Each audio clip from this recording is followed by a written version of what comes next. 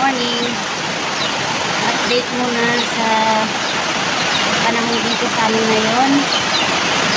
Ito yung panahon sa amin ngayon. Sobrang lakas ng ulan. Yung oras ko dito ay 10:52 AM. So, kailangan na i-check ko yung inverter kung nagta-charge din siya. So, bakit naulan? Ito po yung kanyang status. 147 volts po ang na-harvest ng panel. Tapos, 24.4 po ang kanyang battery ngayon. So, makikita nyo to. Ibig sabihin niya, nagcha-charge pa rin siya.